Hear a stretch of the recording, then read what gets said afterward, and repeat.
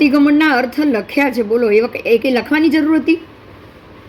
નવકારથી લઈને કર્મગ્રંથ સુધી મેં લખ્યું છે. બોલો, બુકોમાં ભાષાંતર તો હોય જ, પણ એને મેં મારી ભાષામાં સમજીને લખ્યું. એનો અર્થ એ થયો કે મને એ વસ્તુ મગજમાં ગોઠવાતી ગઈ એકદમ. આમ પેલું કમ્પ્યુટરમાં જેમ આપણે વસ્તુ લખીએ ને, મગજમાં એ લખાતું જ ગયું.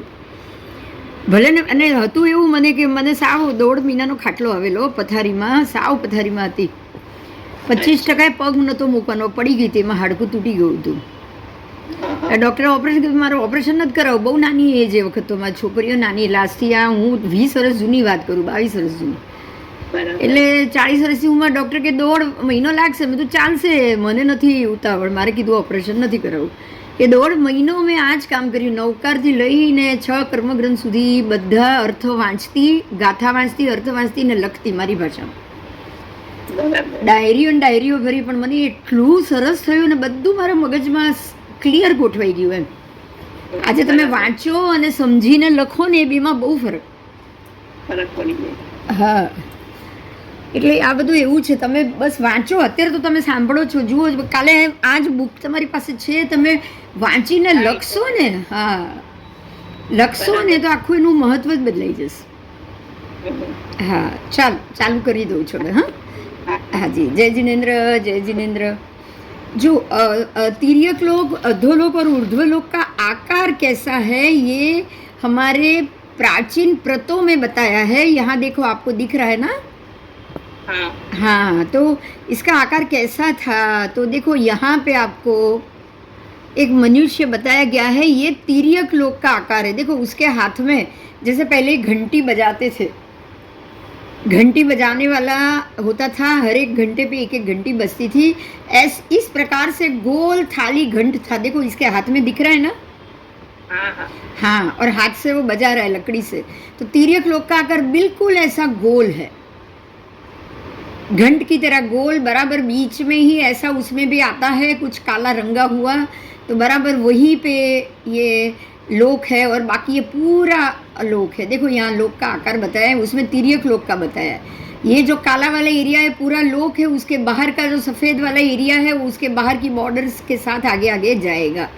तो ये पूरा तिर्यक लोक का ऐसा गोल आकार है. बराबर, थाली जैसा गोल. उसके बाद आओ, यहाँ पे आगे बताया है अधोलोक. अधोलोक की 7 नारकी. देखो, कोई किताब में या कहीं लिखा है कि रत्नप्रभा नारकी के अंदर ऊर्ध्व तिर्यक लोक मेरु अंदर गड़ा हुआ है, और पाताल कलश 1-1 लाख योजन अंदर गड़े हुए. देखो, आपको यहाँ कुछ भी ऐसा लग रहा है? बताओ मुझे.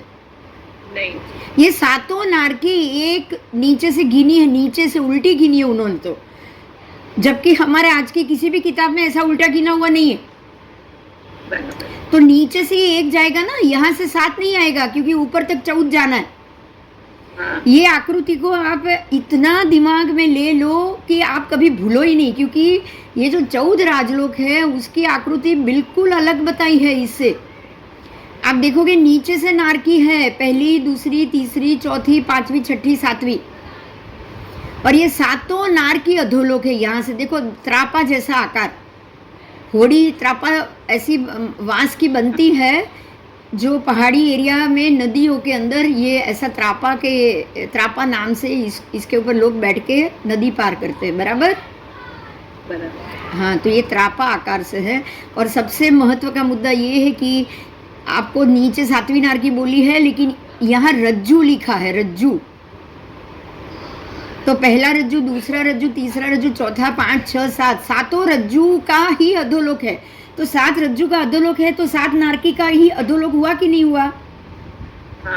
अब उसमें हम तिर्यक लोक का कुछ नहीं डालेंगे. एक बात ध्यान में रखना है बस, क्योंकि तिर्यक लोक अलग है, उसका आकार अलग कह दिया. मेरु तिर्यक लोक में है, लवण तिर्यक लोक में है, पाताल कलश तिर्यक लोक में है. पानी वानी सब, वायु, पानी, पाताल, समंदर में से, लवण में से जो वायु और जो पानी का भाग, त्रिभाग निकलता है, वो सब तिर्यक लोक में. कुछ भी अधोलोक में नहीं. अधोलोक में सिर्फ 7 नारकी है. बराबर, बिल्कुल क्लियर बताया है. देखो, अब उसके बाद आओ, ये ऊर्ध्व लोक है, मृदंग आकार. अब ये ऊर्ध्व लोक में मेरू को तीनों लोक में माना है, आपको यहाँ कहीं से भी लग रहा है मेरू तीनों लोक में होगा? हाँ, कोई भी एंगल से नहीं लग रहा है कि मेरू तिर्यक लोक में, क्योंकि अधोलोक यहाँ से टोटल अलग हो गया है, ऊर्ध्वलोक यहाँ से टोटल अलग हो गया, और मेरू तिर्यक लोक में है। पूरा मेरू यहाँ स्वधर्म देवलोक से शुरू होगा, और मेरू से जब नीचे से जमीन से ज्योतिष चक्र शुरू होता है, वहाँ से लाखों करोड़ों असंख्य योजन ऊपर जाने के बाद स्वधर्म देवलोक आता है। तो मेरू पर्वत से असंख्य लाख करोड़ योजन जाने के बाद स्वधर्म देवलोक शुरू होता है।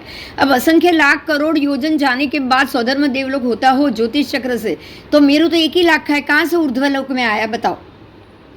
आ सकता है क्या? हाँ, देवलोक में सिर्फ स्वधर्म से लेके ऊपर सिद्धशिला तक ही देवलोक है, स्वधर्म से ही है। तो इस प्रकार से ये तीनों का आकार हुआ, और ये हुआ हमारे 14 राजलोक का आकार।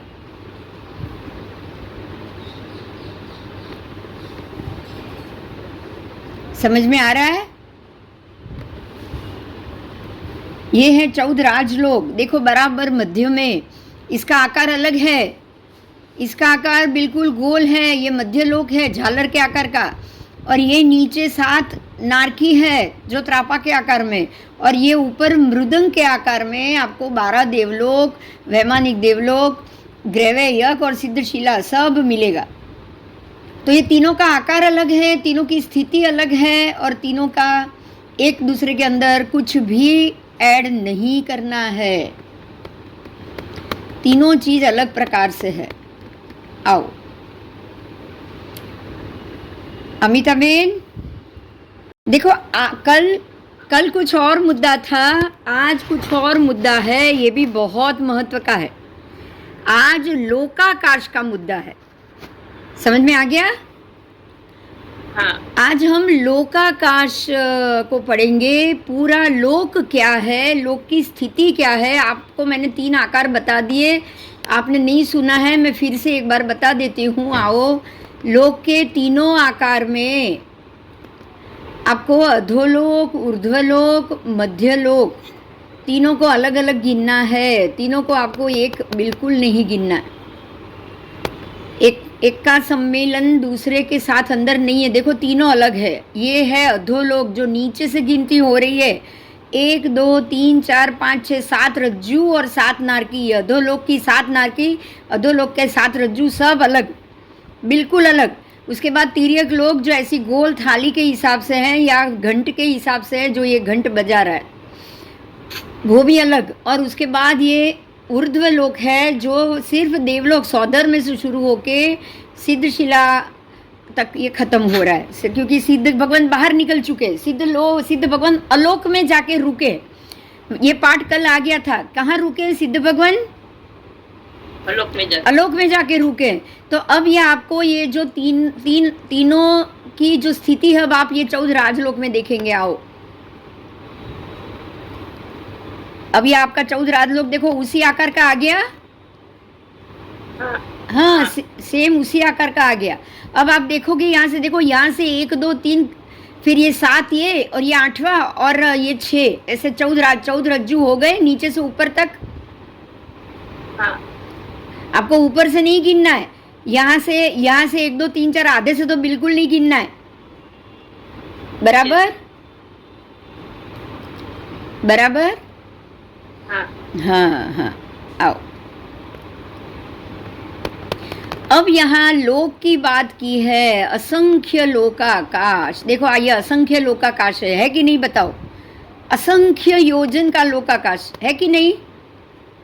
हाँ, क्योंकि ये एक रज्जु की त्रसनाड़ी ही असंख्य योजन है।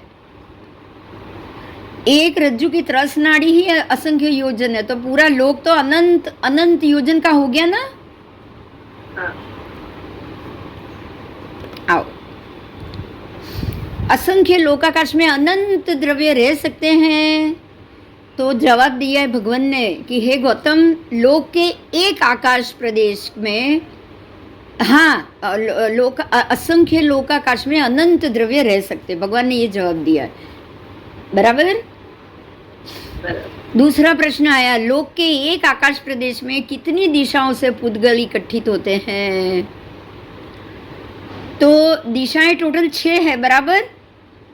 हाँ 6 दिशा में आपकी 10 दिशा आ गई, क्योंकि 4 दिशा और 4 विदिशा को एक में ही गिना है। फिर 5वीं ऊपर ऊर्ध्व, 6ठी नीचे की अधो, तो 6 दिशा लिखे तो आपको 10 दिशा ही समझना है।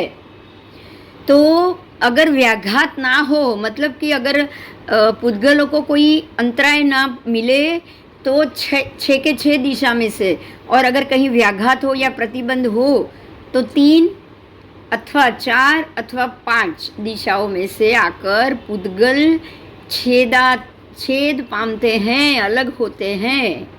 समझ में आया? ये पुद्गल स्कंद की बात है। इस प्रकार से स्कंद रूप पुद्गल भी उपचित और अपचित होते हैं। पुद्गल में आपको ये मालूम होगा, पुद्गल में स्कंद, देश, प्रदेश, परमाणु, सब पुद्गल में परमाणु नहीं है। बराबर। बराबर। पुद्गल में तो परमाणु है ही नहीं, पहली बात। पुद्गल में ही परमाणु है, बाकी एक भी अस्थिकाय में परमाणु नहीं है। बराबर। क्योंकि पुद्गल अस्थिकाय है वो ही परमाणु युक्त है, जो सबसे छोटा है, सिंगल कण। उसके बाद प्रदेश आएगा, 2 परमाणु इकट्ठे होंगे तो, उसके बाद 3 परमाणु इकट्ठे हो गए तो देश, और उसके बाद 4 से ज्यादा इकट्ठे हो गए तो स्कंद। तो स्कंद, देश, प्रदेश, परमाणु, परमाणु में ही सबसे छोटा है। धर्मास्थिकाय, अधर्मास्थिकाय, आकाशास्थिकाय और जीवास्थिकाय, ये सब में एक परमाणु एक होता ही नहीं है, वो सब देश से ही शुरू होता है। बराबर। उसमें 2 इकट्ठे ही होते हैं, एक कभी भी सिंगल नहीं होता है। आओ, तो स्कंद रूप में पुद्गल स्कंद, प्रत्येक दिशा में से पुद्गल आते हैं, छेदित होते हैं, अलग भी होते हैं, इकट्ठित भी होते हैं, संयोजित भी होते हैं। और स्कंद रूप में पुद्गल, स्कंद मतलब कि बड़ा गट्ठा, उसमें से आप अलग अलग करो, 4 से लेके अनंत गट्ठे तक को स्कंद कहा जाता है। तो उसमें उपचित और अपचित भी होते हैं, मतलब अंदर ही कोई पुद्गल का अपचय होना, उसी में कोई और पुद्गल का उपचय होना। समझ में आया? बारिश में होता है कि नहीं ऐसा? पानी का उपचय होता है, अपचय भी होता है, एक के बाद एक बारिश आती रहती है। आओ, ऐसे ही जो द्रव है पानी के, उसमें से भी निकलते रहता है पानी, तो उसमें उपचय अपचय दोनों हुआ।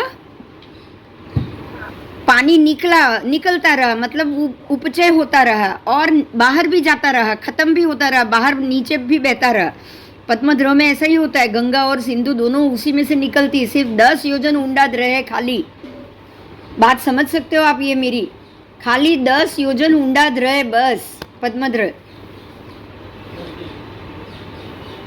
खाली 10 योजन ऊंडा द्रव है, लेकिन उसमें से पानी निकलता ही रहता है, कंटिन्यूअस। कहाँ से आ रहा है वही नहीं पता। हम लोग ये समझते हैं, साइंस से समझते हैं कि बिना कारण तो पानी आ ही नहीं सकता, कोई ना कोई वजह जरूर होगी। फिर वो लोग क्या कर रहे हैं, वातावरण को जरूर वजह मान लेते हैं ना। हाँ, लेकिन यहाँ अगर वातावरण में वजह हो तो खाली 2000 योजन का पद्मध्रव नहीं, लेकिन उसके आसपास के सभी एरिया जो उतनी ऊंचाई पे है, सब जगह से पानी आना चाहिए। पर ऐसा नहीं होता है, खाली द्रव में से ही निकल रहा है। 2000 योजन का द्रव है और बाकी पूरा पर्वत तो कम से कम 25,000 योजन चौड़ा होगा, उसमें से खाली 2000 में से ही क्यों निकल रहा है? क्योंकि यहाँ पे पानी के अपकाय की योनि है, जहाँ पे अपकाय का चय और उपचय होता है। समझ में आ गया? उपचय मतलब उपजना। अगर उपजता ही रहे और चय ना हो तो पानी बढ़ेगा तो जाएगा किधर? इसलिए उसका अपचय भी होता है ना। हाँ, आओ, तो हम अगर कोई बोले कि बिना बात ये नहीं हो सकता, दैट इज इम्पॉसिबल। कुछ भी हो सकता है, क्योंकि ये करने वाले देव अपनी मर्जी और अपनी खुशी के लिए करते रहते हैं। समझ में आया? हाँ हाँ, नियम है, उनको ऐसे करना ही पड़ता है। आओ, लोक क्या है? अब देखो, लोक को समझाया। लोक तो आपने जान लिया है कि द्रव्य से कैसा है, लेकिन भाव से लोक क्या है, उसका प्रयोजन क्या है? जीव और अजीव ही लोक है। लोक क्या है तो कि जीवास्ती का और अजीवास्ती का है। जीव भाग और अजीव भाग, समझ में आ गया? जीव द्रव्य, अजीव द्रव्य। लोक है क्या? जीव द्रव्य, अजीव द्रव्य। तो लोक जीव अजीवात्मक है। जवाब क्या है उसका? जीव और अजीव। हाँ, लोक जीव अजीवात्मक है। लोक में अनंत क्या है? लोक में जीव अनंत है और अजीव भी अनंत है, दोनों अनंत है। लोक में क्या चीज अनंत है? लोक में जीव भी अनंत है, लोक में अजीव द्रव्य भी अनंत है। द्रव्य ही द्रव्य है, जीव द्रव्य, अनंत जीव द्रव्य, अनंत अजीव द्रव्य। अब ये जीव जो भी द्रव्य से है वो पर्याय में तो होना ही चाहिए, होता ही है। तो लोक में जो जीव द्रव्य है सबके पर्याय मिलेंगे, और लोक में जो अजीव द्रव्य है उसके भी सबके पर्याय मिलेंगे। पर्याय का मतलब पता है? हाँ,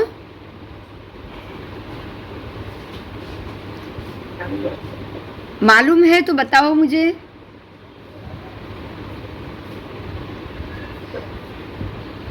पर्याय का मतलब એ બધા કારણ એક સ્પીડ અને માટે આ નહીં તો આ બધા नहीं नहीं नहीं, कारण नहीं, कारण नहीं। पर्याय का मतलब क्या है? जैसे कि मेरा जन्म हुआ बिंदु के रूप में, बराबर। अब जन्म हुई तब तो मैं बिल्कुल छोटी बच्ची थी, हाँ तो जन्म का पर्याय ऐसा हुआ जो मैं जन्मी वो। लेकिन 5 साल तक मेरा पर्याय रोज बदला। हर एक मिनट में, हर एक सेकंड में, हर एक घंटे में, हर एक दिन मेरा पर्याय बदलता रहा, बदलता रहा। तो जो अगर कोई द्रव्य है तो उसका पर्याय बदलेगा ही बदलेगा। अब जैसे ये कपड़े की बात, ये मैंने आज खरीदा है, बिल्कुल नया बना हुआ आज खरीदा है। 25 साल बाद इसका पर्याय क्या होगा? ना हो जाएगा जो आज है वो रहेगा, नहीं पुराना होगा, फटेगा, गलेगा। कपड़ा गलेगा कि नहीं? तो ये तो अजीव द्रव्य है ना कपड़ा। तो अजीव का भी पर्याय बदलता है कि नहीं? बदलता है। हाँ, यही समझना है बस। देखो, बराबर ये कपड़ा और ये मैंने बिंदु का उदाहरण दिया, अब मैं मेरा खुद का, आपका खुद का दे रही हूँ। अंदर पड़ा हुआ जीव है, जीवास्ती का है, वो आत्मा द्रव्य है, बराबर। उसका पर्याय क्या? हर एक अलग अलग अलग अलग अलग अलग कर्मों का चढ़ते रहे ना, और वो कर्मों के हिसाब से अलग अलग पर्याय में वो जाके अपना जन्म लेते रहता है। अलग अलग अलग ज्ञान का आवरण भी चढ़ता है, आवरण तोड़ता भी है। ज्ञानावरण चढ़ता है, दर्शनावरण चढ़ता है, दोनों तोड़ता भी है। बहा या ना? हाँ और पुद्गल की बात करो, उसके शरीर की बात करो, वो भी अलग अलग अलग। अगर ये शरीर ये जन्म का लिया तो पहले साल में अलग, दूसरे साल में अलग, तीसरे साल में अलग, 50वें साल में अलग। पर्याय कैसा बदल रहा है? अलग अलग चेंज हो रहा है। अलग अलग अलग। तो पर्याय हमेशा एक कभी नहीं रहेगा। लोक में जीव और अजीव का पर्याय एक नहीं रहेगा, लेकिन लोक के बाहर एक ही रहेगा। एक ही रहेगा। अलोकाकाश का कभी नहीं, कुछ नहीं बदलता, क्योंकि उसमें कुछ है ही नहीं। अलोकाकाश पूरा अजीव द्रव्य है। क्या है वो? अजीव द्रव्य। लेकिन उसका पर्याय नहीं बदलेगा। ऐसे ही सिद्ध के जीव, पूरा आत्मद्रव्य, सघन आत्मद्रव्य, उसका भी कभी पर्याय बदलेगा? नहीं, कभी नहीं बदलेगा। लेकिन अगर वही आत्मद्रव्य अगर जीव बन के नीचे लोक में घूम रहा होता, जब था तब तो बदलता था। क्यों? क्योंकि लोक का पर्याय बदल रहा है। समझ में आ गया? हाँ, लोक पर्यायात्मक है, ये जीव जीवात्मक है और वो दोनों पर्यायात्मक है, इसलिए वो बदलता रहता है। जबकि अलोक में अजीव द्रव्य है और उसका पर्याय कभी नहीं बदलता। बराबर बराबर बराबर। बराबर बराबर। आओ चलो। કેમ અલોકમાં ન બદલે મને સમજ ન પડી। अलोक अलोक में कोई जीव या कोई चीज जाएगा ही नहीं। अगर जीव जीव या पुद्गल गया तो पर्याय बदलेगा ना। पर्याय किसका बदलता है? જીવ। जो जीव है, जो संसारी है, जो जन्म मरण कर रहा है, उसी का पर्याय बदलेगा। बराबर। हाँ, हाँ, हाँ। अब हाँ समझी। हाँ, जो शरीर धारण करेगा उसका पर्याय बदलेगा। धर्मास्तिकाय देख लो, उस धर्मास्तिकाय का पर्याय नहीं बदलता है, लेकिन आप मैं धर्मास्तिकाय का यूज करूंगी तो अभी मैं गति कर रही हूँ, तो मैं गति कर रही हूँ तो एक स्टेप मैंने उठाया, पहले पैर उठाया और रखा, तब तक पर्याय बदला कि नहीं बदला? बदला। एक सेकंड में पैर उठाया और रख दिया तो सारा पर्याय चेंज। तो धर्मास्तिकाय का भी पूरा पर्याय मैंने चेंज, मैंने किया, मैं जो यूज करी उसका मैंने किया। पंछी उड़ रहा है, पहली उड़ान से लेके 1000 बार वो पंख उड़ा रहा है, तो पहले से 1000 तक तो वो पर्याय बदल ही रहा है ना। तो गति के लिए धर्मास्तिकाय का भी पर्याय बदलता है कि नहीं? बदलता है। और वो गति करने वाला जब अधर्मास्तिकाय करेगा, बैठ जाएगा, तो अभी कभी 2 मिनट के लिए बैठा, फिर चेहरा इस तरफ किया, उधर बैठा, चेहरा इस तरफ किया, उधर बैठा, तो उसमें भी वो पर्याय बदल रहा है कि नहीं? बदल रहा है। हाँ, धर्मास्तिकाय खुद अपना पर्याय नहीं बदलते, लेकिन उनका पर्याय जो जीव उपयोग में ले रहे हैं वो जरूर बदलते हैं। समझ में आ गया? पुद्गल का अपना पर्याय। हाँ, जीव ने धर्मास्तिकाय केवी રીતે? जीव मैं बोल रही हूँ ना, धर्मास्तिकाय का उपयोग कर रही हूँ। नहीं, अजीव ने कही है। अजीव, धर्मास्तिकाय खुद ही अजीव द्रव्य है। એને ખસેડવું પડે આપણે અજીવને। हाँ, अजीव जो अब देखो, ये क्वेश्चन बहुत अच्छा किया तुमने। देख, ध्यान से सुन। जो लोक के अंदर अजीव है वो सबके पर्याय बदलते। एक जाति नहीं बदल, तो आप बीजा बदल। अब मैं बदल रही हूँ, लेकिन मेरे कारण बदल रहा है कि नहीं? हाँ, मेरे कारण बदल। मेरे कारण देखो, आज एक छोटा सा पक्षी किसी मरे हुए कौवे को लेके उड़ रहा है, या कौवे मरे हुए चूहे को लेके उड़ रहा है, ऐसा सोचो। अगर एक बाज पक्षी मरे हुए चूहे को लेके उड़ रहा है, उड़ते उड़ते उड़ते उड़ते वो चूहा उसकी चांच से नीचे गिरा, और वो गिरने के बाद किसी और 2 चूहे के बच्चे के ऊपर ही गिरा, तो अब वो बच्चे मर गए।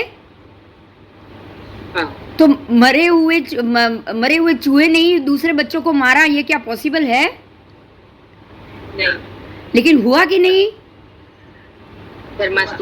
धर्मास्तिकाय के कारण। किसके कारण?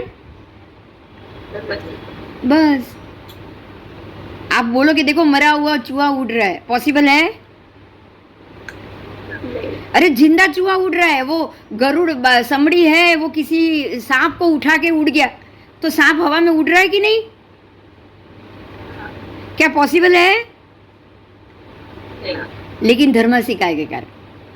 और उसमें भी मरा हुआ पक्षी या कोई पत्थर ही उड़ा लेके उड़ रहा है। चलो ना, 2 पैर में एक पत्थर लेके उड़ रहा है, वो पत्थर उसने कहीं गिराया और जिसके भी माथे पे गिरा वो मर गया, तो पत्थर को गति मिली। बोलो, पत्थर कभी अपने आप चलेगा ना, तो किसके कारण चला? मतलब अजीव को गति है लोक में, राइट? क्योंकि पवन से भी तो उड़ रहे ना पत्थर कंकर सब। आंधी आती है, बड़े बड़े वृक्ष उखड़ जाते खड़े खड़े, और हवा में वो उड़ते। गाड़ियां नहीं उड़ती है आंधी में, खड़ी हुई गाड़ियां उड़ती है, तो अजीब ही उड़ा कि नहीं?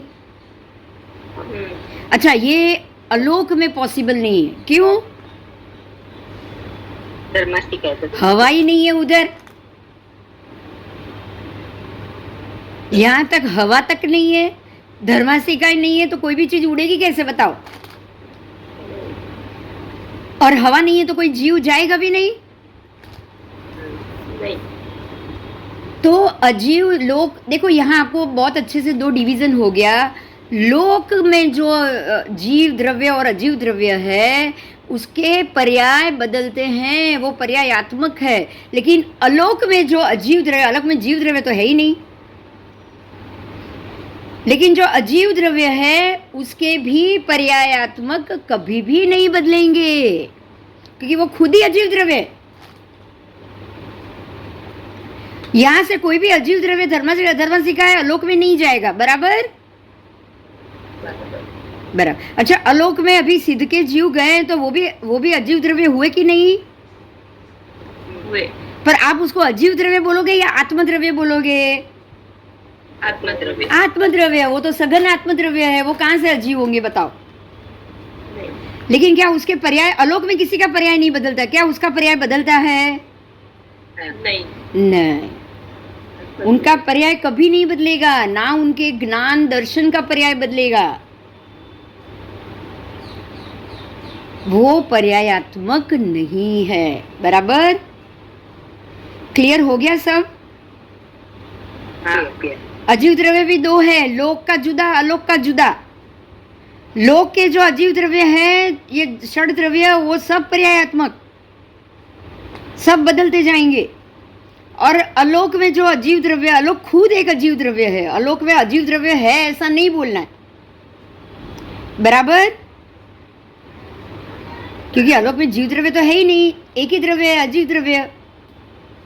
तो वो अजीव द्रव्य अपर्यायात्मक है, अपना कभी भी पर्याय बदलेगा नहीं। क्लियर हो गया सब? हाँ, तो अब आपको ध्यान से ये समझना है कि देखो, हम लोग तो लोक के अंदर है, हम लोग अलोक में नहीं है, लेकिन हम जिस लोक में है वो लोक ही अलोक के अंदर। आप बोल। बराबर, समझ में आया? जो, हाँ हाँ, जो देखो, ये पूरा लोक है, तो ये लोक है ना पूरे ऐसे गोल के अंदर है, गोले के अंदर, अलोक के अंदर। किसके अंदर है वो? लोक ही अलोक के अंदर है। बराबर? हेलो,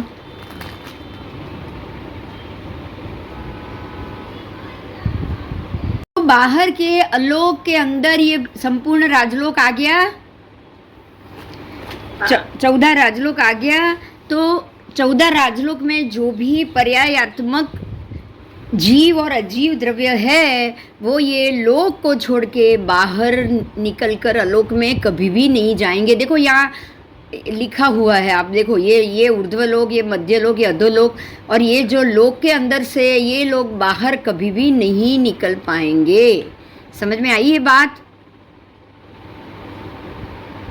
हाँ, तो लोक में से कुछ भी, जो भी पर्यायात्मक चीज है, वो कोई भी चीज बाहर नहीं निकल सकती। लोक में से कोई देव हाथ बाहर नहीं निकाल सकता, उंगली बाहर नहीं निकाल सकता, कुछ भी बाहर नहीं जाएगा। अगर कुछ भी बाहर नहीं जाएगा तो धर्मासिका कैसे बाहर जाएगा बताओ? वो खुद तो जाएगा नहीं, कोई इंसान लेकर जाना चाहेगा तो ही जाएगा ना। हाँ, इसलिए अलोक में कुछ भी नहीं है, धर्मासिका है, अधर्मासिका है, आकाशास्तिका है, कुछ नहीं है, सिर्फ अलोक आकाश है। अलोक आकाश, लोक का आकाश नहीं, अलोक का आकाश। मतलब कि लोक का आकाश अलग है और अलोक का आकाश अलग है। ये क्लियर हो गया? हाँ, लोक का आकाश अलग है और अलोक आकाश अलग है। अलोक आकाश अपने अंदर लोक को लेकर बैठा है और लोक अपने अंदर संपूर्ण द्रव्य और जीव के पर्यायात्मक जीव अजीव दोनों द्रव्य को लेकर बैठा है। समझ में आ गया ये? हाँ, तो अब लोक के अंदर तो बहुत सारी चीज है। अब लोक की स्थिति की बात की है। लोक की स्थिति 3 प्रकार से, कितने प्रकार की? 3 प्रकार से। क्योंकि लोक में क्या है इसलिए उसकी स्थिति 3 प्रकार से हुई। तो लोक के अंदर अनंत जीव है। कितने जीव है वो? अनंत जीव है और अनंत अजीव भी है। बराबर? और ये अनंत जीव और अनंत अजीव दोनों हमेशा के लिए है, शाश्वत है, कभी भी खत्म नहीं होंगे, बराबर? बराबर। क्योंकि जब जीव और अजीव खत्म नहीं होंगे तो लोक भी खत्म नहीं होगा, है ना? हाँ हाँ हाँ। अब ये लोक की स्थिति बताई है, लोक की स्थिति यहाँ किसी में 3 प्रकार की बताई है, किसी में 7 प्रकार की बताई है। हम हर एक प्रकार को देखेंगे। यहाँ जो 3 प्रकार से बताई है उसमें कहा है कि आकाश के आधार पे वायु रहा है। बोलो, वायु आकाश के आधार पे या आकाश में वायु है या वायु में आकाश है? बोलो। आकाश में वायु। आकाश में वायु। देखो, आपको बहुत सिंपल तरीके से ये मैं समझाती हूँ। आकाश के अंदर ही वायु रह पाएगा, बाकी क्या वायु के अंदर आकाश रह पाएगा? ना ना। तो आकाश के सहारे वायु है और वायु के सहारे उदधि है, पानी। पानी कहाँ रहता है? पानी के अंदर आकाश रहता है, वायु है, या वायु के अंदर पानी है? वायु के अंदर पानी। हाँ, वायु के अंदर पानी है। क्यों? क्यों? पानी में तो वायु रह नहीं सकता ना, नहीं जा सकता। बाष्पीभवन થાય ને એ વાયુ જ કહેવાય। नहीं नहीं, आप देखो, अलग से सोचो। पानी के अंदर आप स्ट्रॉ डालो और अंदर हवा डालो तो वो परपोटे से बाहर आ जाएगा। आप किसी भी एक गिलास पानी लो, अंदर स्ट्रॉ से फूंक मारो, हवा अंदर डालो, अंदर अंदर हवा रहती है क्या? नहीं। वो परपोटे होके बाहर आती है कि नहीं? मतलब क्या हुआ कि पानी कभी भी वायु को संग्रहित नहीं करता है, बराबर? बराबर। तो पानी वायु का संग्रह नहीं करेगा, लेकिन वायु पानी का जरूर संग्रह करेगा। क्यों? क्योंकि जब भी बाष्पीभवन वाली हवा होती है तो बारिश या भेज, अब सुबह सुबह झाकड़ भी आ जाता है, हवा में भेज रहता है कि नहीं रहता है? हाँ, लेकिन पानी में कभी हवा नहीं रह सकती, बराबर? यस। इसीलिए वायु के आधार पे पानी है और अब पानी के आधार पे पृथ्वी है। पानी के आधार पे पृथ्वी है कि नहीं, बताओ? हाँ। आज पूरा जम्बू द्वीप किसके आधार पे है? पानी। लवण के आधार पे है कि नहीं? हाँ। चारों तरफ से लवण परिवेष्टित है कि नहीं? है। तो उसके आधार पे ही चारों तरफ से लवण घेरा हुआ है, तभी तो जम्बू द्वीप स्थित है। हाँ। तो हर एक द्वीप उसके बाहर के समुद्र के कारण ही स्थिर है ना। हाँ। हाँ, अब देखो, हर एक द्वीप के दोनों तरफ समंदर है। यहाँ तक कि जम्बू द्वीप में चारों ओर पानी है, कोई भी दिशा ऐसी नहीं जो बिना पानी की है कोई भी द्वीप की। बोलो, है क्या? नहीं। एक भी छेड़ा ऐसा नहीं होगा जो पानी के बगैर होगा। तो पानी को कौन संभाल के बैठा है? पानी किसको संभाल के बैठा है? वायु। जमीन को, पृथ्वी को, बराबर? हाँ। पानी पृथ्वी को संभाल के बैठा। आओ, तो ये अभी यहाँ पे 3 प्रकार की स्थिति बताई है, इसमें और भी स्थिति है, वो हम आगे देखेंगे। अब अभी आगे यहाँ और मुद्दा लिया है, अभी 3 समझा है और 3 को समझाने के लिए बाकी का, अब देखो पृथ्वी आई ना, तो अब दिशा आ गई। तो दिशा भी 3 है। कौन सी है? ऊर्ध्व दिशा, अधो दिशा और तिरछी दिशा। कितनी दिशा? 3 दिशा। 3। ऊर्ध्व दिशा ऊपर की तरफ, नीचे की अधो, और तिरछी मतलब सब साइड की दिशा, जो भी उसमें 4 दिशा, 4 दिशा 8 आ गई तिरछी दिशा में। हाँ। आप देखोगे ना, इसीलिए लोक भी 3 ही बताया, ऊर्ध्वलोक, अधोलोक और मध्यलोक। मध्यलोक कह दिया, जैसे ये तिरछी दिशा, उसी में सारी की सारी 8 दिशा आ गई। तो 8 दिशा अपने तिरछा लोक में भी आ जाएगी कि नहीं? आ जाएगी, आ जाएगी। तो जैसे लोक 3 है, उस प्रकार से दिशा भी मुख्य 3 बताई है। और ये तीनों दिशाओं में जीव की गति आगति होती है। जीव आते हैं जाते हैं कि नहीं? हाँ, तो आगति भी हुई, उसके बाद उत्पत्ति भी होती है कि नहीं? फिर आहार भी होता है, उसके बाद वो आहार लेने के बाद जीव की वृद्धि भी होती है, फिर जीव की शरीर की और सुख दुख की हानि भी होती है, उसकी गति भी हो सकती है, हाँ उसके पर्याय भी हो, अलग अलग होते हैं गति के, हलन चलन दोनों, हलन और चलन, हालना और डुलना, एक के बाद एक पैर उठाना, वो हो गया पर्याय, समझ में आया। उसके बाद समुद्घात भी होता है, फिर काल संयोग भी होता है, जैसे 1 साल हुआ, 2 साल हुआ, 5 साल हुआ, 100 साल हुआ, हमारे काल संयोग होते कि नहीं। यस और ये सब चीज ये तीनों दिशाओं में होती है, 3 मतलब 10 दिशाओं में, लोक में 10 दिशाओं में ये 6 के 6 चीज होती है, बराबर बराबर। आओ अवधि दर्शन से देखना, वो भी आप 6 के 6 तीनों दिशाओं में देख पाओगे अवधि दर्शन से। 3 दिशा मतलब 10 दिशा, हर जगह पे आप देख पाओगे, राइट। यस जीवों का जानना मतलब ये तीनों दिशा में जीव क्या है, कहाँ है, कैसे है, वो उसको भी आप जान सकते हो। तीनों दिशा में जीवों को अजीवों का भी ज्ञान होता है कि नहीं। होता है। समझ में आ गया। बहुत अच्छे से समझाया है सब, है ना। हाँ आओ अब आत्मा एक है या ज्यादा है। एक ही है।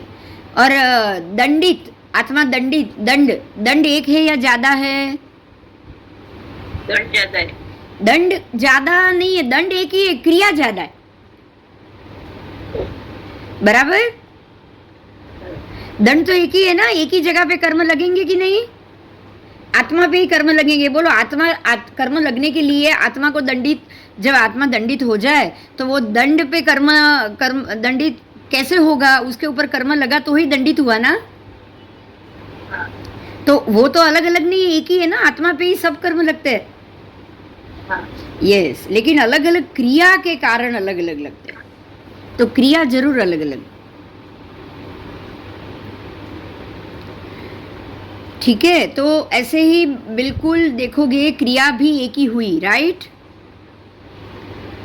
हाँ अब लोग भी एक ही है, ऐसा लोग दूसरा नहीं है दुनिया में। ये जो लोक है 14 राजलोक, ऐसा एक ही लोक है, बराबर। यस उसके बाद लोक से विपरीत अलोक, तो अलोक भी एक ही हुआ ना। आओ प्रदेश की अपेक्षा से बात की, देखो ये लोक एक अलोक एक, लेकिन प्रदेश की अपेक्षा से लोक कितना अनंत प्रदेशात्मक, कितना अनंत प्रदेशात्मक। हाँ अनंत प्रदेशात्मक, अलोक भी अनंत प्रदेशात्मक। द्रव्य रूप से उसको आप लोक को एक ही बोलोगे, लेकिन प्रदेश के रूप से वो असंख्यात प्रदेशात्मक। द्रव्य रूप से धर्मासिका एक ही है, अधर्मासिका भी एक ही है, लेकिन प्रदेश के रूप से असंख्यात 14 राजलोक प्रमाण हुआ। चलो समझ में आ गया। लोक अलोक, जीव अजीव। हाँ आओ चलो, तो लोक समझ में आ गया, अलोक समझ में आ गया। अब लोक और अलोक के बीच में सिद्धि गति भी है, तो लोकाग्रह पे सिद्धि प्राप्त करके जो जीव कृतकृत्य हो गए हैं वो सिद्ध भी एक ही है, उनकी भी एक ही जगह है। और कोई जगह है क्या। नहीं है। आओ कर्म जनित संताप का अभाव, उसका नाम है परिनिर्वाण। परिनिर्वाण हुए जितने भी कर्म जनित संताप से जो छूट गए, जो जीव परिनिर्वाण हो गए, उनका एक ही स्थान है या ज्यादा स्थान है। एक ही है, तो परिनिर्वाण का भी एक ही स्थान हुआ, बराबर। यस और शारीरिक मानसिक दुखों से सर्वथा रहित जीव, शारीरिक मानसिक दुख से अगर कोई जीव सर्वथा रहित हो जाए तो उसको परिनिवृत्ति कहा जाता है। क्या कहा जाता है। परिनिवृत्ति। तो वो भी एक है या ज्यादा है। एक ही है। एक ही है, एक ही है।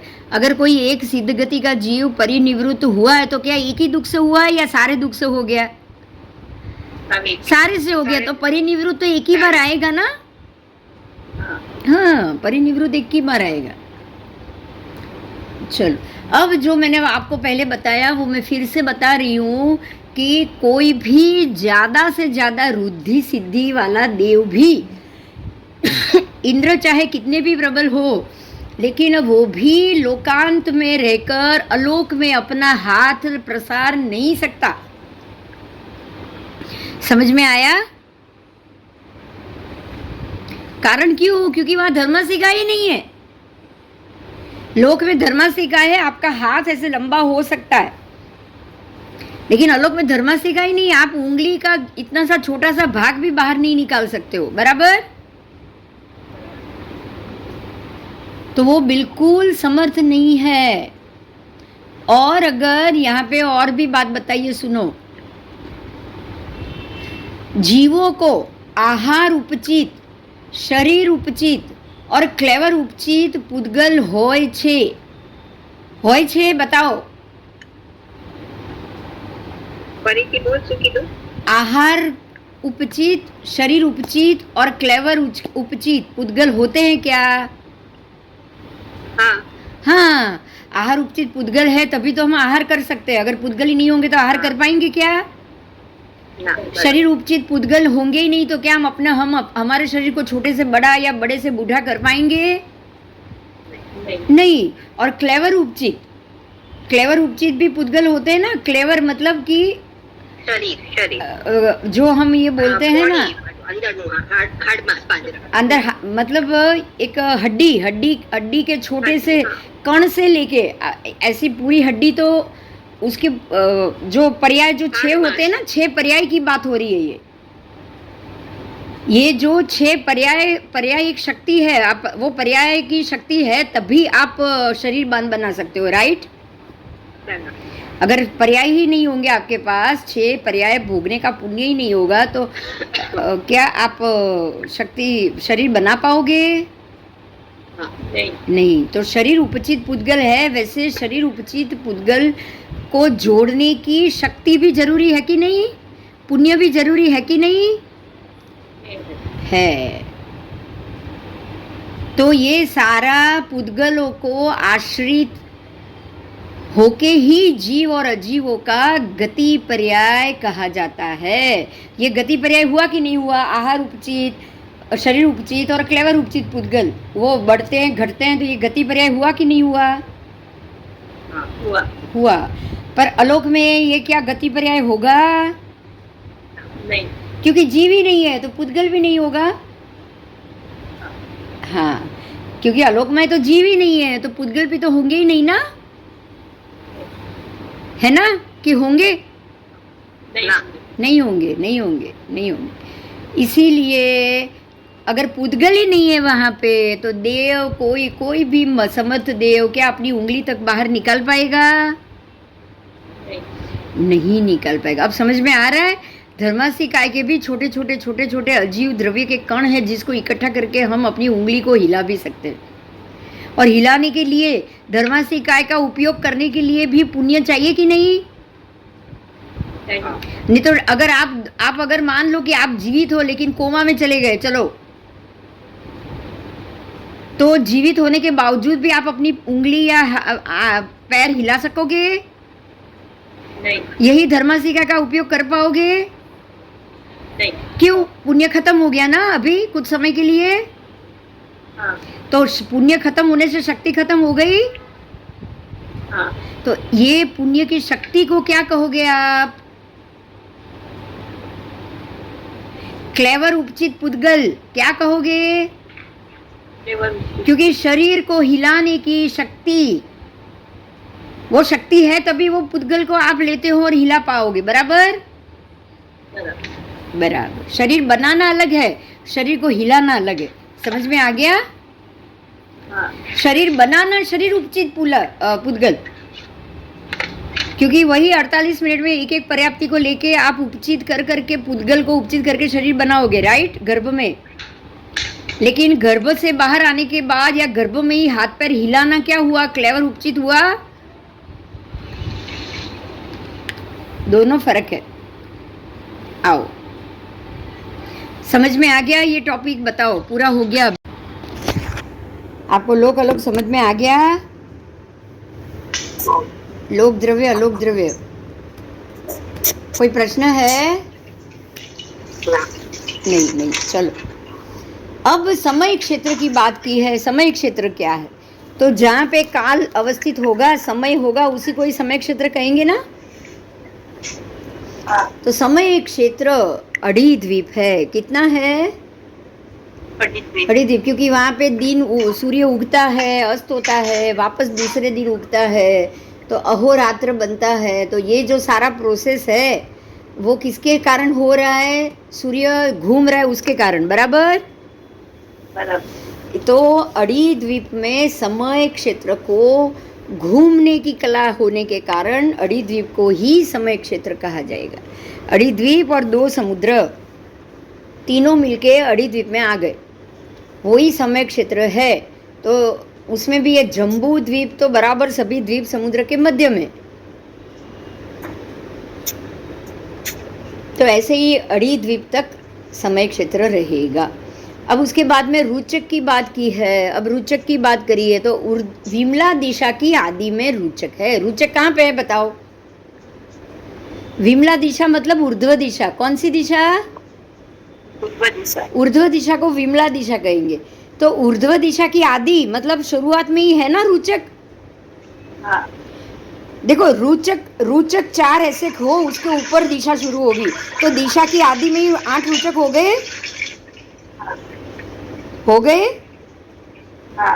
हाँ, इसीलिए विमला दिशा की आदि, ये दिशा यहाँ से शुरू हुई, अष्ट रुचक से या 8 रुचक से दिशा शुरू हुई, इसलिए दिशा की आदि में रुचक।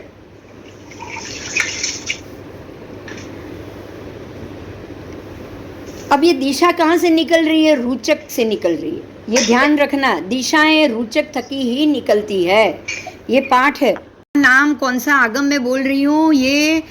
ये आपका भगवती सूत्र के 20वें शतक के 4थे उद्देशक का पाठ है कि विमला की आदि में रुचक है। मतलब कि जो 10 दिशाएं हैं रुचक से निकल रही है और ऊपर विमला दिशा जा रही है, तो दिशा की आदि में रुचक हुआ। और विमला दिशा रुचक थकी ही निकल रही है। उसकी आदि में 4 रुचक के प्रदेश है। 4 रुचक के प्रदेश के मध्य भाग से ये विमला दिशा निकल रही है। और खाली विमला दिशा नहीं, सारी दिशाएं रुचक से ही निकल रही है। अभी ध्यान में आएगा ना, ये बात याद रहेगी कि सारी दिशाएं रुचक से निकल रही है। वो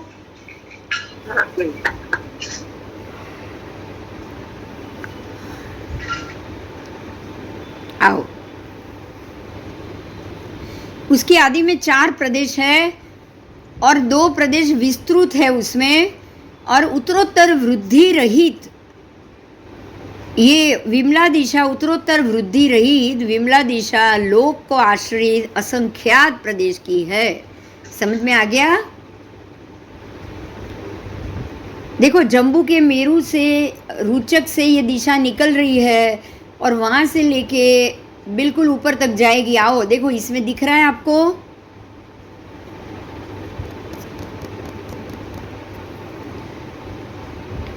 ये रुचक दिख रहा है मेरा? देखो कर्सर घूम रहा है। ये जो छोटा सा बिंदु है ना, वो मेरू है, उसके नीचे रुचक है। दिख रहा है? हाँ, तो यहाँ से दिशा निकल रही है और बिल्कुल ऊर्ध्व में ऊपर जाएगी। तो असंख्यात प्रदेश छोड़ने के बाद अलोक में जाएगी। तो लोक में असंख्यात प्रदेश हो गए दिशा के। इसके बाद अलोक में भी जाएगी ना दिशा। दिशा तो है ही, दिशा तो मानी ही जाएगी। वो आगे वृद्धि नहीं, अपने आप प्रदेश की वृद्धि नहीं होगी, लेकिन दिशा तो है कि नहीं? हाँ, ये अलोक में भी पूर्व ही हुआ ना, ऊर्ध्व ही हुआ ना ऊपर, अलोक में भी। हाँ, आओ, अलोक के अंत तक दिशा जाएगी।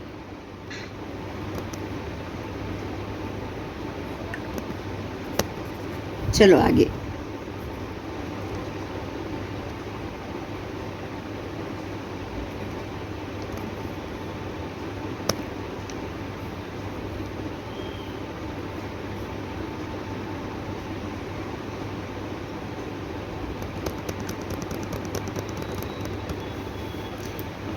इसी तरह से उत्तरोत्तर वृद्धि सहित दिशा, जैसे ही विमला दिशा बताई ऐसे सभी दिशा जाननी है। समझ में आ गया? मतलब सभी दिशा की आदि में रूचक, ये सारी चीज हर एक दिशा के लिए। बात समझ में आ रही है मेरी? हाँ। आओ, अगर कोई पिक्चर है तो मैं आपको बता देती हूँ। आओ,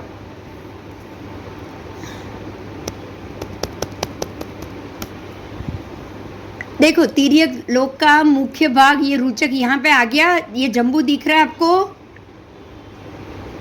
हाँ। अभी मैंने ये बड़ा कर दिया, दिख रहा है ना? हाँ। हाँ, आओ देखो, ये बराबर एक रज्जू का तिर्यक लोक।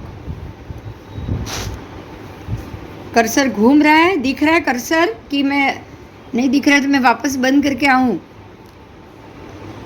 नहीं दिख रहा है। बस दिख रहा है तो अच्छा। तो ये है तिर्यक लोक का मध्य भाग। मध्य भाग में 14 राजलोक का भी ये मध्य भाग है और तिर्यक लोक का भी ये मध्य भाग है। और बराबर ये मध्य भाग में आपको यहाँ अष्टरूचक प्रदेश मिलेंगे। समभूतला है ये, और ये जो समभूतला है यहाँ से ऊर्ध्व दिशा विमला दिशा ऊपर जाएगी, अधो दिशा तमो दिशा नीचे जाएगी, और पूर्वादि जो 8वां दिशा है वो ऐसे इस प्रकार से जाएगी कि नहीं? नहीं।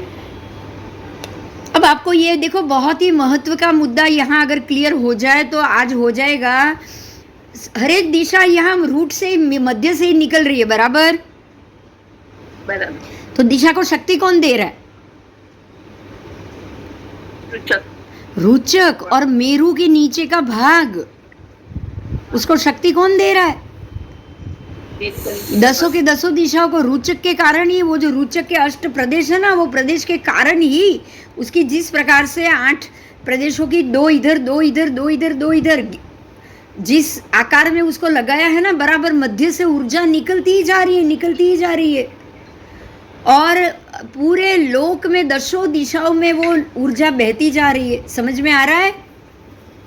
हाँ। तो ये तो ऊर्जा का स्थान हुआ, बराबर उत्पत्ति स्थान हुआ कि नहीं? हुआ।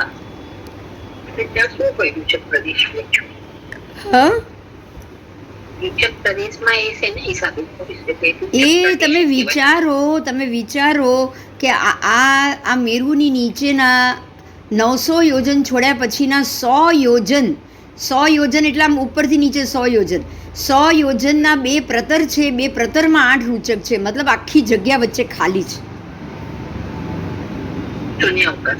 શૂન્યાવકાશ.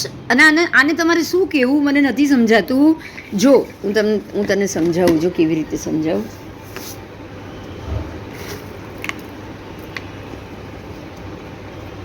માની લે, જો આ દેખાય છે તમને લોકોને?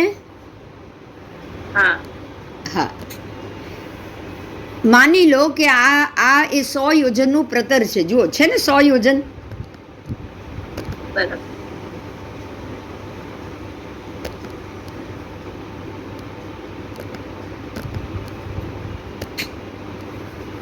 એક જ મિનિટ, કંઈક ખબર નહીં શું થયું છે પ્રેઝન્ટેશનને.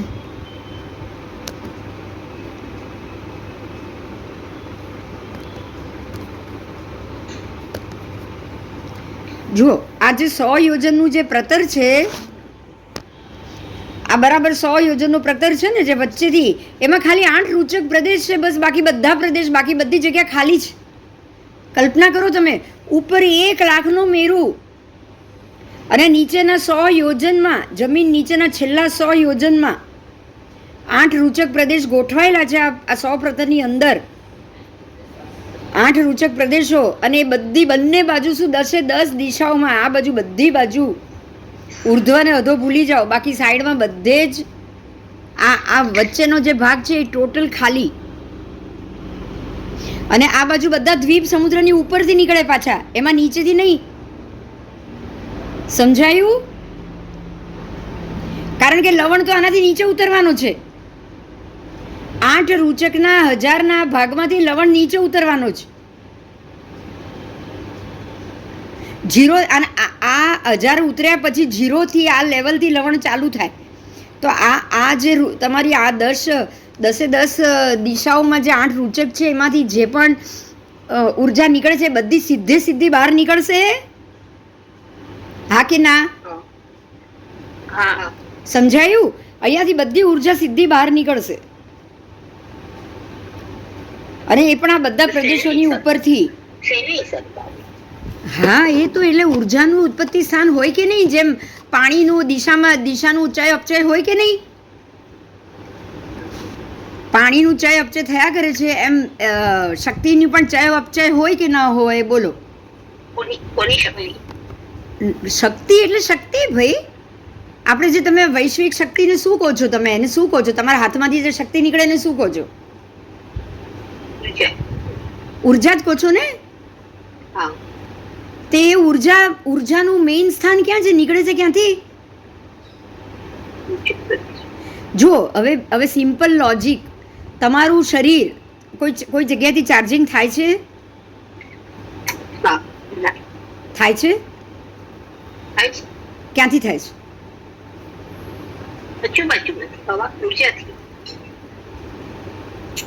તો આજુબાજુની હવાની અંદર ઉર્જા ક્યાંથી આવી?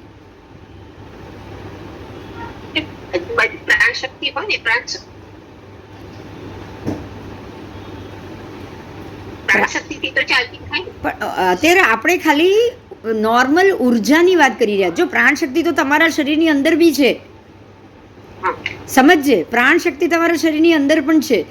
એ જ શક્તિ ડેડ બોડીની અંદર છે. હા, તો ડેડ બોડી આ શક્તિને ખેંચી રહ્યો, અંદરનો રહેલો આત્મદ્રવ્ય આ શક્તિને ખેંચી રહ્યો છે.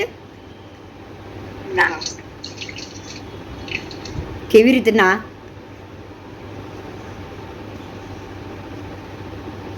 જીવિત અંદર એક જીવતી વ્યક્તિની અંદરનું આત્મદ્રવ્ય આ શક્તિને ખેંચી રહ્યું છે, રાઈટ? અને ડેડ બોડી ખેંચી શકે છે? કેમ? આત્મતત્વ બહાર નીકળી ગયું. આત્મતત્વ ક્યાં નીકળી ગયું? બહાર નીકળી ગયું. એ આત્મતત્વ બહાર નીકળી ગયું એટલે હવે એ આ ઉર્જાને ખેંચી નથી રહ્યું, બરાબર? તો આત્મતત્વ આ ઉર્જાને ખેંચે છે કોનામાંથી? પહેલા એ તો બોલો.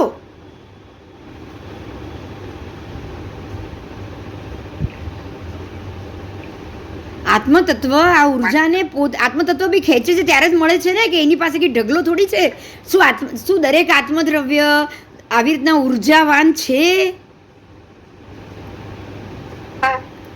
હા, આત્મતત્વ તો ઉર્જાવાન છે. કેવી રીતે ઉર્જાવાનો? તો સિદ્ધના જીવો બી ખેંચશે કે નહીં ખેંચે?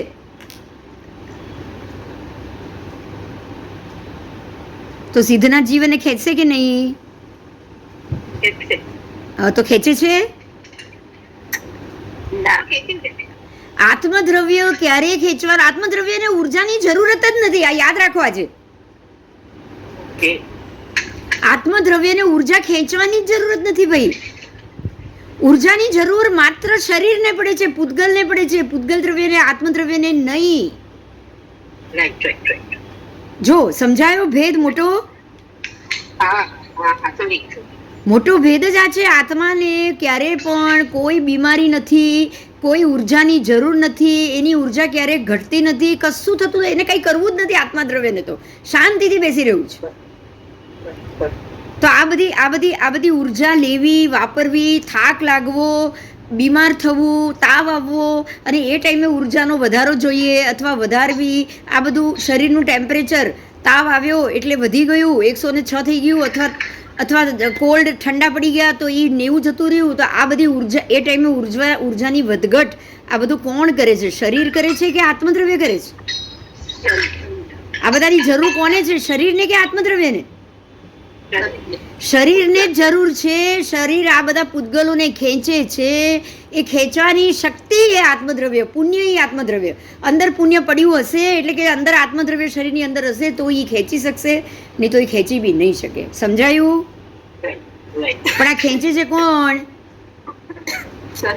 આ મારા નાકના નસકોરા છે ને એ બહારથી હવા ખેંચે છે જીવવા માટે. અને એ હવા ખેંચવાની શક્તિ કોણ? હાર્ટ આપે છે પમ્પિંગ કરીને. બરાબર? આત્મદ્રવ્ય તો કાંઈ નથી કરતો. એને જેટલા શ્વાસ મળ્યા છે ને આ શરીરને, એ આત્મદ્રવ્યના પુણ્યના કારણે, કર્મના કારણે, આયુ કર્મના કારણે જેટલા શ્વાસ મળ્યા છે એટલા શ્વાસ સુધી જ આ શરીર ચાલશે. સમજાયું? એનાથી વધારે આ શરીર ચાલવાનું પણ નથી. બરાબર? બરાબર.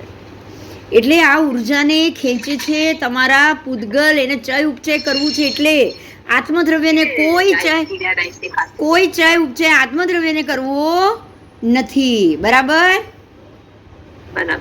તમારે આત્મદ્રવ્યને કોઈ ચય ઉપચય કરવો જ નથી ભાઈ.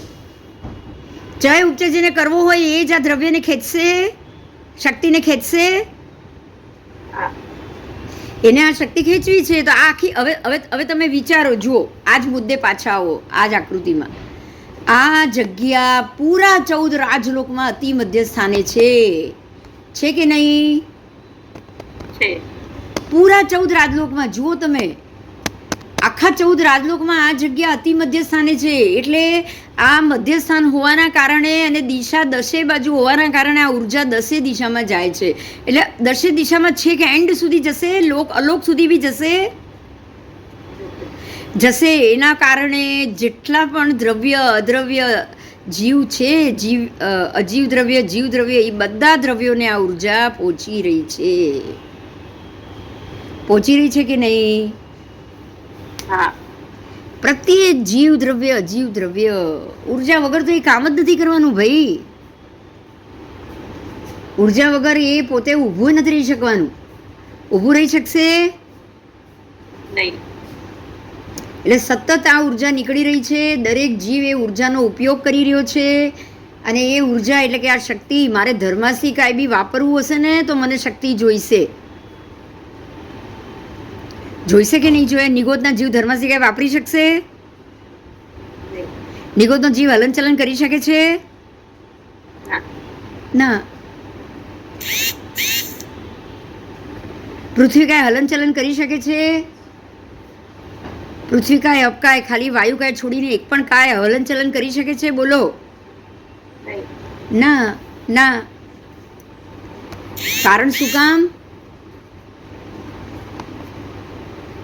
કારણ એટલું જ કે એમના શરીરને આ રીતની હલનચલન કરવાની કે ઉર્જાને લેવા જવાની કે છોડવા જવાની કે શક્તિ વધારવાની તાકાત જ નથી.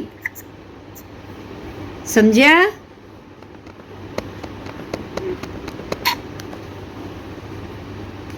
બોલો, છે કોઈ પ્રશ્ન?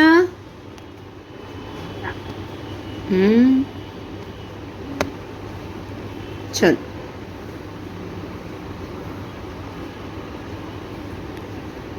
આવો. ચલો, આને થોડું સમજી લઈએ. આકારમાં કંઈક લખાણ છે એને આપણે થોડું સમજી લઈએ. આવો.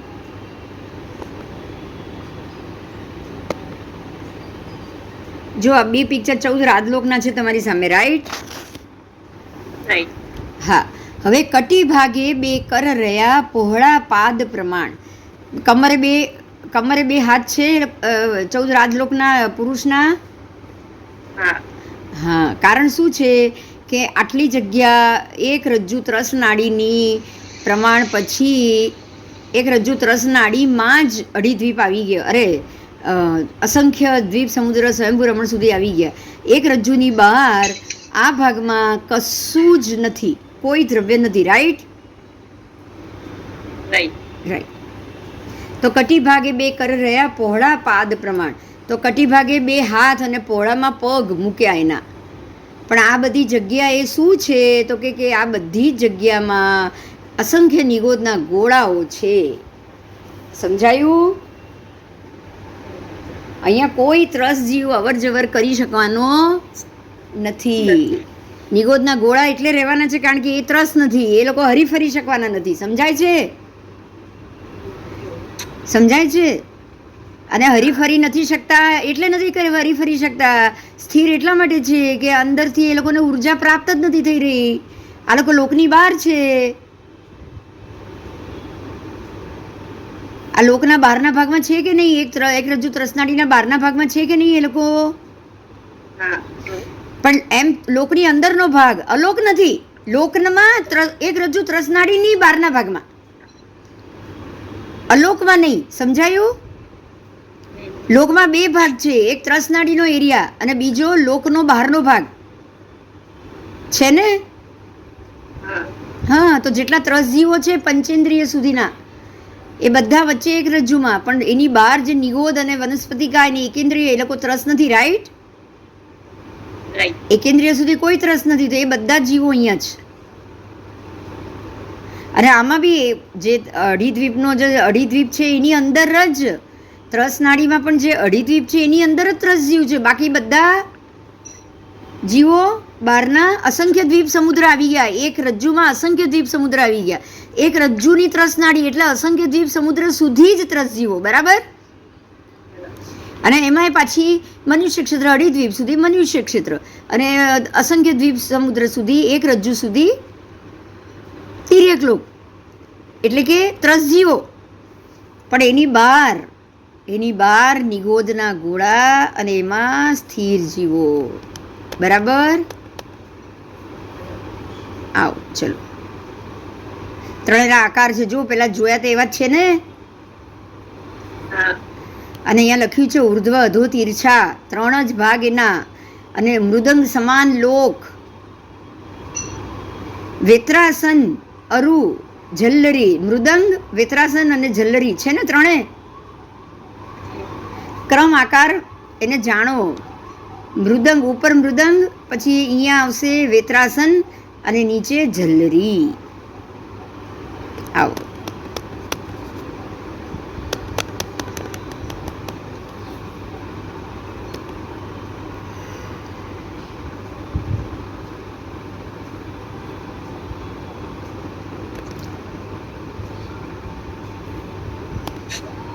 જો અહીંયા તમને સમજાશે. જોયું? જો આ જીવો અહીંયા જાય છે વક્ર ગતિથી. આ રુજુ ગતિ ને વક્ર ગતિનું પિક્ચર છે મેં અહીંયા ખાસ એટલા માટે મૂક્યું છે કે વક્ર ગતિ ને રુજુ ગતિથી જીવ જો ક્યાંથી અંદર આવ્યા, છેક બહારના નિગોદના ગોળામાંથી જીવ અંદર પ્રવેશ કરી ગયો. અંદર પ્રવેશ કરી ગયો તો અહીંયાથી જીવ અહીંયા આવ્યો, એને આનુપૂર્વી લઈ આવી. જીવ પોતે તો ચાલ્યો નથી ને, તો એ જીવ અહીંયાથી છૂટો પડે, જ્યારે એનો સમય પૂરો થાય આ નિગોદના ગોળાનો, એ છૂટો પડે એટલે પછી એને જ્યાં જન્મ લેવાનો છે ત્યાં જવા માટે આ વક્ર ગતિ કરશે. હવે જુઓ, સમજવાની વાત બહુ ઇમ્પોર્ટન્ટ છે. જુઓ, સમજજો. આ ગતિ અથવા બધી જ ધર્માસિકા અધર્માસિકાનો ઉપયોગ કોણ કરે છે? સંસારી જીવ, પૂતગલવાળો જીવ. રાઈટ? પણ જન્મ મરીને છૂટો પડેલો જીવ કોઈ ધર્માસિકા કશું વાપરતો નથી. વાપરે છે કંઈ પણ? એટલે આત્મદ્રવ્યને કોઈ બંધન છે? જેવો આત્મા અહીંયાથી નિગોદના ગોળામાંથી એક આત્મા છૂટો પડ્યો, એ સીધો એને જ્યાં જવાનું છે ત્યાં અહીં ચાલવા માંડશે કે નહીં? જ્યારે અહીંયા પડેલો હતો નિગોદના ગોળામાં ત્યારે એ ચાલી શકે એમ હતો? એટલે જ્યારે આત્મા શરીરથી બંધાયેલો છે એ ટોટલ ધર્માસિકા અધર્માસિકા વગર ચાલવાનો નથી. પણ જેવો એ શરીરમાંથી છૂટો પડે છે એને હવે ધર્માસિકાની જરૂર છે ના. સમજાયું? તો બહારના 14 રાજલોકના ગોળા ત્રસનાડીની બહાર નિગોદના ગોળામાંથી પણ જીવ ફરસીને અંદર ત્રસનાડીમાં પ્રવેશ કરે છે, પોતાનું શરીર અહીંયા છોડીને. બરાબર ને? હા.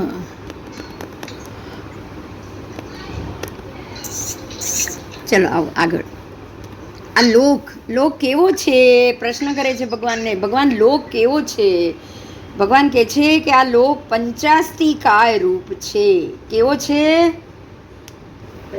પંચાસ્તિકાય. તો પંચાસ્તિકાય પ્રમાણ લોક એ 5 અસ્તિકાય કયા કયા? તો કે ધર્માસ્તિકાય, અધર્વાસ્તિકાય, જીવાસ્તિકાય, પૂદગલાસ્તિકાય અને આકાશાસ્તિકાય. 5 અસ્તિકાય. કાળ નથી, કાળ એ જુદું છે. બાકીના બધા 5 અસ્તિકાય પ્રમાણ લોક છે. અચ્છા, કાળ અહીંયા બધે નથી, રાઈટ? એટલે કાળ બધે નથી. જો એટલામાં કાળનું નામ જ નથી અસ્તિકાયમાં. જીવ તો બધે જ છે, ખૂણે ખાંચરે 14 રાજલોકમાં, રાઈટ? હા. ધર્માસ્તિકાય અધર્માસ્તિકાય બી બધે જ છે ને? 14 રાજલોકમાં પૂરે પ્રસરેલું છે. એટલે જ તો પેલો નિગોદનો જીવ બહારથી નીકળી અને અંદર ગતિ કરી શક્યો. હવે જો ધર્માસ્તિકાય ના હોત તો એ ગતિ કરી શક્યો હોત? ન કરી શક્યો હોત. ન કરી શક્યો. પણ એ પહેલાં કેમ ન કરી શક્યો? કારણ કે પહેલાં એનું પુણ્ય જ બંધાયેલું હતું. એના નિગોદમાં જ એનું શરીર પડેલું હતું. અને એ શરીર જ્યાં સુધી ખતમ ન થાય ત્યાં સુધી ગતિ કરી શકે એમ નહોતો. સમજાયું?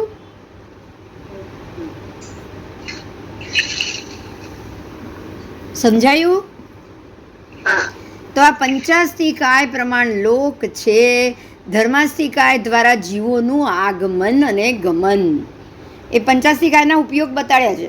એમાં ધર્માસ્તિકાયનો શું ઉપયોગ? મારે ઊભા થઈને ચાલવું હોય અને ચાલતા ચાલતા બેસી જવું હોય તો હું ચાલતા ચાલતા બેસવા જઉં અને ઊભી થઈને ચાલવા જવું. તો આ બધું ધર્માસ્તિકાયમાં.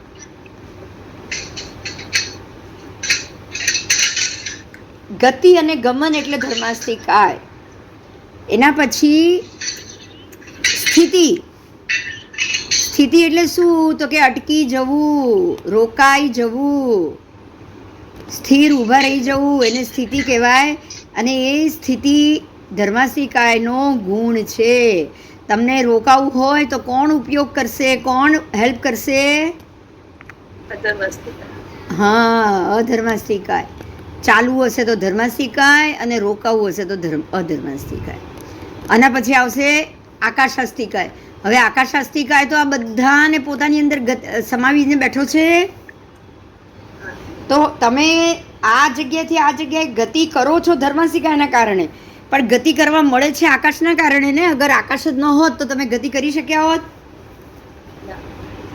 આકાશ જ ન હોત તો ધર્માસ્તિકાય પણ હોત? બોલો. હા. એટલે પ્રવર્તન કરવું અથવા રહેવું એ છે આકાશાસ્તિકાય. તો આકાશાસ્તિકાય વડે जीवों की और अजीवों की आश्रय रूप प्रवृत्ति होती है. આશરો એટલે કે રહેવાની પ્રવૃત્તિ. હવે આ હોય જ નહીં તો તમને રહેવા જ ન મળે, રાઈટ? સંસારમાં ન મળે ને. આકાશ ન હોય તો. હા, આકાશ ન હોય તો અલોકે ન રહી શકે અને લોક બી ના રહી શકે. આવું.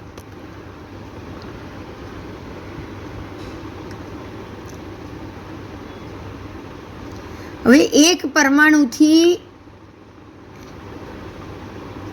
અથવા 2 પરમાણુથી પૂર્ણ એવા એક આકાશ પ્રદેશની શ્રેણી હોય એની અંદર 100 પરમાણુઓ પણ સમાઈ જાય અને 100 કરોડ પરમાણુ પણ સમાઈ જાય. બોલો, એ પોસિબલ છે?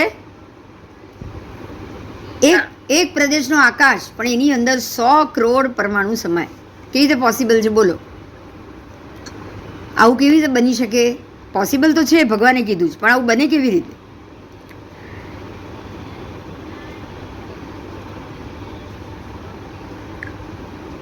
હા, બને ને.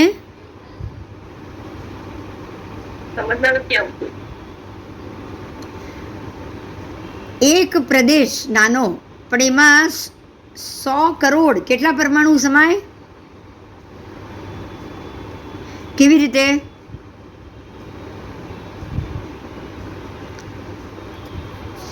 કારણ કે આકાશનું લક્ષણ છે અવગાહના આપવાનું. બરાબર? આકાશનું લક્ષણ શું? તો કે અવગાહના આપવાનું. તો આજે મારે એક થેલીની અંદર બધી વસ્તુઓ ભરવી હોય અને એ થેલી એવી હોય કે જે બધી વસ્તુને અંદર લઈ જ લે, તો એ કેવી રીતે લે? અંદર કંઈક સ્પેશિયલ જગ્યા હોય તો જ એ લે ને. તો આકાશ પોલાણથી યુક્ત છે. કેવું છે? પોલાણથી પોલાણ વાળું છે. આકાશ પ્રદેશની શ્રેણીઓ પોલાણ વાળી છે. કેવી છે? પોલાણવાળી. પોલાણ વાળી. આજે તમે જુઓ ગટર હોય, એક ગટર હોય, સમજો ને, હું સ્ટ્રોની વાત કરું. ચલો, થમ્સઅપની બોટલની અંદર એક સ્ટ્રો મૂકો. હવે સ્ટ્રોમાં તમે એક એક ટીપું પાણી નાખો તો એ ટીપું સ્ટ્રો તો ભરાઈ જાય, પણ સ્ટ્રો ભરાઈને બોટલમાં જવાની જગ્યા હોય તો જ એ સ્ટ્રો નહીં ભરાય, રાઈટ? બરાબર. હમણાં જો એ બોટલમાં જવાની જગ્યા ન હોય તો સ્ટ્રો ભરાઈ જાય કે ન ભરાઈ જાય? ભરાઈ જાય. તો આકાશ પ્રદેશની શ્રેણી છે ને, એ બોટલ જેવી છે. કેવી જેવી છે? બોટલથી. કે તમે ગમે એટલું અંદર ટપક પાણી નાખ્યા કરો ને તો એ બોટલમાં સમાયા જ કરે. આજે તમે સમંદરની અંદર ટેન્કરો પાણી નાખો, ઓછામાં ઓછું 1 કરોડ ગેલન પાણી નાખો, શું થશે? સમાઈ જશે. એવી રીતે આકાશ પ્રદેશમાં અનંત કરોડ પ્રદેશો પણ સમાઈ જાય. સમજાયું? એક પ્રદેશમાં અનંત કરોડ પ્રદેશ પણ સમાઈ જાય.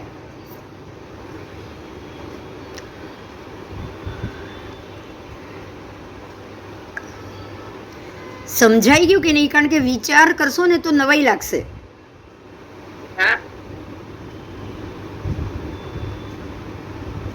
નોર્મલી એક પૃથ્વીકાય જીવ ક્યાંક બેઠો હોય, એક પથ્થરનો ટુકડો ક્યાંક બેઠો હોય તો એ જગ્યાએ તમે કોઈ બીજી વસ્તુને મૂકી શકો ખરા? બીજો ટુકડો, ત્રીજો ટુકડો, ચોથો ટુકડો. પણ માની લો કે અહીંયા આગળ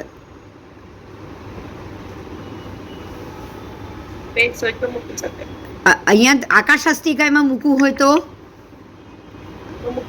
મૂકી શકાય. કેમ? કારણ કે એની પાસે અવગાહના જગ્યા. તું તારે આવો ને તારે જેટલા પથરા મૂકો એટલા મૂકો. સમજાય છે ને? હા.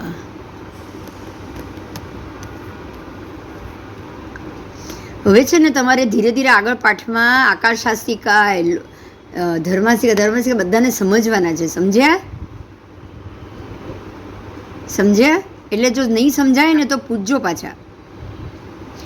જ્યાં એક પૃથ્વી કાયિક જીવ અગાઢ હોય ત્યાં બીજા કેટલા પૃથ્વી કાયિક રહી શકે?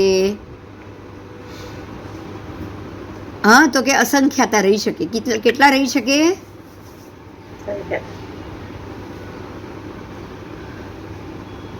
કારણ કે આકાશ તો અસંખ્યાતાને આ રહેવા જ દેવાનું છે, રાઈટ? હા. જ્યાં એક અપકાયીનો જીવ અવગાઢ હોય ત્યાં બીજા કેટલા અપકાયિક રહી શકે? અસંખ્યાતા. જ્યાં એક તેવું કાય અગ્નિનો જીવ હોય ત્યાં બીજા કેટલા રહી શકે? અસંખ્યાતા. જ્યાં એક વાયુ કાયનો જીવ હોય ત્યાં બીજા કેટલા રહી શકે? અસંખ્યાતા. જ્યાં એક પૃથ્વી કાયિક હોય તો એમાં કેટલા બીજા રહી શકે?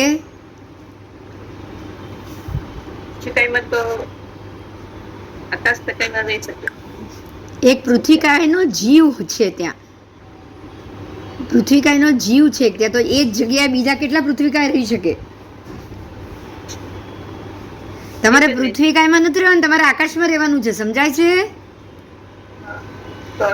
અસંખ્યાતા. હા, એક જ જવાબ આવશે. બરાબર. તો અસંખ્યાતા પૃથ્વી કાયિકની જેમ સર્વની સઘળી વક્તવ્યતા વનસ્પતિ કાય સુધી જાણવી. આ તમે ક્યાં સુધી જાણશો? ખાલી વનસ્પતિ કાય સુધી. અપકાય, તેવુકાય, વાયુકાય અને વનસ્પતિ કાય, બસ. આ બધું એકેન્દ્રિય સુધી જ છે. 2 ઇન્દ્રિય 3 ઇન્દ્રિયમાં નથી આ બધી વસ્તુઓ. સમજાઈ ગઈ?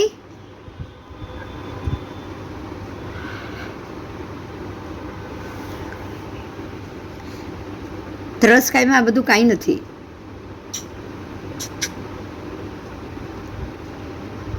भगवान प्रश्न किया गौतम स्वामी ने कि ये धर्मासिका आकाशहस्ती काय, ये तीनों के कारण से क्या कोई उठने के लिए, बैठने के लिए, सोने के लिए, आवटने के लिए शक्तिमान होते हैं क्या? बोलो, हो सकते हैं क्या? જ્યાં ધર્માસિકા અધર્માસિકા આકાશહસ્તી કાય હોય ત્યાં હા હોઈ શકે. કોઈ બેસી શકે, ઊભો રહી શકે, આવટી શકે? ના, ના પાડે છે ભગવાન. जहाँ धर्मास्तिकाय अधर्मास्तिकाय ना आकाशास्तिकाय है, जहाँ पे है वहाँ पे कोई पुरुष क्या बैठ सकता है, खड़ा हो सकता है, नीचे बैठ सकता है या लंबा होके सो सकता है? नहीं, भगवान मना कर रहे, नहीं नहीं. क्यों? क्योंकि उस स्थान पे तो अनंत जीव अवगाढ़ होते. कितने?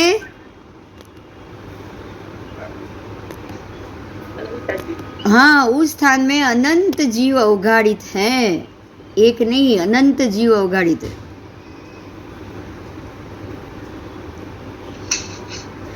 तो एक तो जीव आवटवाने शक्तिमान होगा ही नहीं ना. एक जीव कैसा आवटेगा? देखो ये कितना बढ़िया जवाब है. आप ये ध्यान से सुनो, फिर से मैं बोल रही हूँ.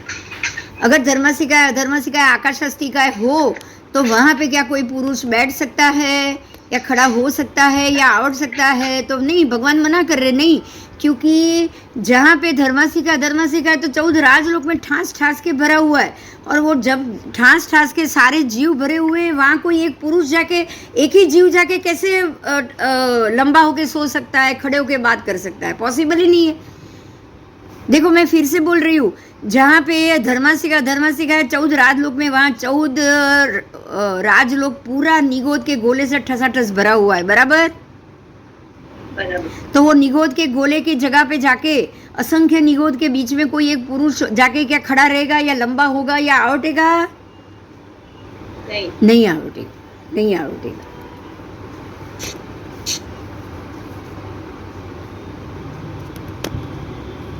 क्योंकि वहां पे अनंत जीव अवगाढ़ होते हैं.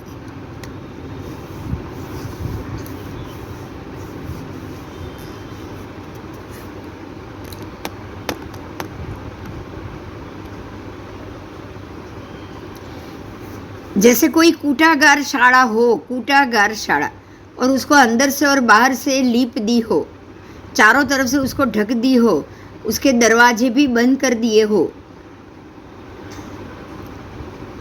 तो क्या आप वो शाला के मध्य भाग में जा सकते हो? नहीं. तो इसी तरह से लोक में ठास ठास के जीव भरे हैं, तो वो ठासे ठास के निगोद के गोले के अंदर क्या कोई मनुष्य प्रवेश कर सकता है? नहीं कर सकता, नहीं कर सकता. बराबर?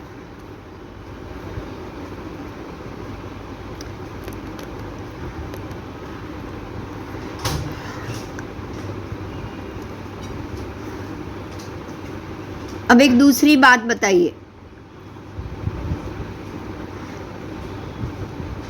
अब उसके मध्य भाग में आप नहीं जा सकते हो, लेकिन वो मध्य भाग में आप 1000 दीवा प्रगटाओ. कितने?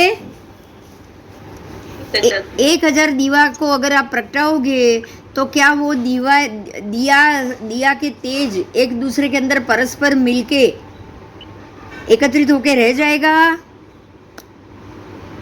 रह जाएगा. अगर 5 दिया होगा तो भी रह जाएगा, 1 दिया होगा तो भी रह जाएगा. एक तो होगा नहीं, 2 तो दिया चाहिए ना परस्पर मिलने के लिए प्रकाश को. तो 2 दिया होगा तो भी रह जाएगा, और असंख्य दिया होगा तो भी प्रकाश रह जाएगा. क्योंकि प्रकाश को अवगाढ़ित होने के लिए ही ये जगह है. समझ में आ गया? लेकिन 1000 दीवा रखा है और बोलो कि मैं उधर जाके बीच में खड़ी रहूं, तो पॉसिबल है? नहीं. तो द्रव्य से आप वहाँ पे नहीं जा सकते. लेकिन वहाँ पे जो भी ये जो दिए का प्रकाश और अनंत जीव का अवगाढ़ जहाँ पे हो, वहाँ पे अनंत जीव अवगाढ़ होने के कारण वहाँ कोई भी एक पंचेंद्रिय या पुरुष या मनुष्य जाके बैठने उठने के लिए शक्तिमान नहीं हो सकते. बराबर? अब वो दिया का तेज तो परस्पर मिलके परस्पर एक दूसरे को स्पर्श करके एक रूप होके रह जाएंगे. हाँ, दिए का तेज जरूर रह जाएंगे. तो क्या कोई भी पुरुष उस दीवा के तेज में बैठने के लिए शक्तिमान होंगे? ना. समझ में आ गया? पुरुष उधर बैठने के लिए शक्तिमान नहीं हो सकता, क्योंकि अनंत जीव वहाँ पे अवगाढ़ होते हैं. तो आपको ये बहुत अच्छे से समझ लेना है कि ये 85 काय रूप लोक 14 राजलोक है। 14 राजलोक में धर्मासी का ठास ठास के भरा हुआ है, अधर्मासी का भरा हुआ है, निगोद के गोले भी भरे हुए हैं। बराबर बराबर। तो अब ये जो निगोद के गोले हैं और ये धर्मासी का धर्म, अब वहाँ पे कोई अंदर त्रसनाड़ी से बाहर निकल के कोई देव या मनुष्य जाके वो मनुष्य, देव तो नहीं, मनुष्य और तिर्यन शरीरधारी जाके बोलेगा मैं उधर जाके खड़ा रहूँ, तो वो पॉसिबल नहीं। बराबर। देव आएंगे चले जाएंगे क्योंकि उनका शरीर वैक्रिय है कि नहीं? हाँ। लेकिन औदारिक शरीर कोई भी प्राणी या मनुष्य जाके वहां नहीं खड़ा रह सकता। आओ, तो 85 काय रूप लोक होता है, काल द्रव्य भी उसमें विद्यमान होता है, और ये सब सिद्ध और सिद्ध क्षेत्र के स्थान पे कुछ भी नहीं होता है। समझ में आया? ये 85 काय रूप लोक, ये काल द्रव्य और ये सब सिद्ध और सिद्ध क्षेत्र के स्थान में कुछ नहीं होता है। वहां कोई निगोद का गोला भी नहीं है। हो सकता है क्या? बताओ। जहाँ निगोद का गोला हो वहां सिद्ध भगवान भी हो सकते हैं? नहीं हो सकते। इसीलिए सिद्ध भगवान को कहाँ स्थान मिला है? लोक के अंदर या लोक के बाहर? देखो, इससे भी साबित हो जाता है सिद्ध भगवंत जहाँ पे भी है वहाँ पे निगोद के गोले नहीं हो सकते। बराबर। और निगोद के गोले 14 राजलोक में ठास ठास के भरे, ये भी बराबर। तो फिर जब सिद्ध भगवंत है वहाँ निगोद है ही नहीं, तो वो निगोद और वो सिद्ध भगवंत लोक के अंदर कहाँ से होंगे? नहीं, हो ही नहीं सकते। वो लोक के बाहर ही है। बहुत बड़ा मुद्दा है ये साबित करने के लिए। बराबर ना? बराबर। हाँ, सिद्ध भगवान जहाँ है वहाँ निगोद नहीं रहने वाला, और निगोद 14 राजलोक में ठास ठास के भरा हुआ ही रहने वाला है। उसके बगैर तो वो गोले भी नहीं रहेंगे। रहेंगे क्या? नहीं। तो ये सब चीज से ही हमें ये सारी चीजों को समझना है। ठीक है? आओ,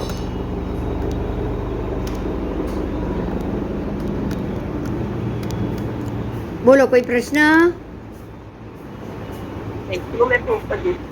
हाँ हाँ हाँ हाँ,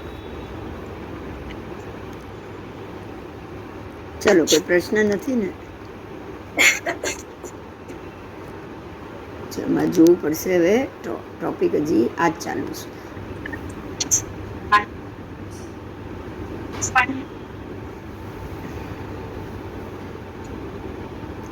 अब है मनोयोग, वचन योग, काय योग. धर्मास्तिकाय, अधर्मास्तिकाय से लेके पुद्गलास्तिकाय, ये सब अस्तिकाय लोक के अंदर है, और उसी में ये काय के द्वारा ही जीवों की प्रवृत्तियाँ होती है, और धर्मास्तिकाय के द्वारा सब जीवों का आगमन, आवागमन, ये सब हो रहा है. बराबर? आओ, आवागमन ये सब हो रहा है. अधर्मास्तिकाय द्वारा क्या क्या हो रहा है? देखो, धर्मास्तिकाय से जीव का आना जाना ये सब होता है. अब अधर्मास्तिकाय से क्या हो रहा है? तो जीव का खड़ा रहना, बैठना, सो जाना और मन को स्थिर करना, ये होता है. अब इसके अलावा दूसरे जो स्थिर भाव है वो भी अधर्मास्तिकाय से ही प्रवर्तित होता है. आकाशास्तिकाय से क्या होता है? तो आकाशास्तिकाय से जीव और अजीवों की प्रवृत्ति होती है. ठीक है? तो आकाशास्तिकाय जीव और अजीव दोनों के आश्रय रूप कहा गया है. तो एक परमाणु से लेके 2 परमाणु तक आकाश प्रदेश के अंदर एक परमाणु जितनी जगह में भी 100 परमाणु की श्रेणी समा जाएगी, ऐसा यहाँ पे कहा गया है. ठीक है? आओ, जो जरूरी है मैं बोल रही हूँ, आप सुनो, फिर नहीं समझ में आए तो पूछ लेना.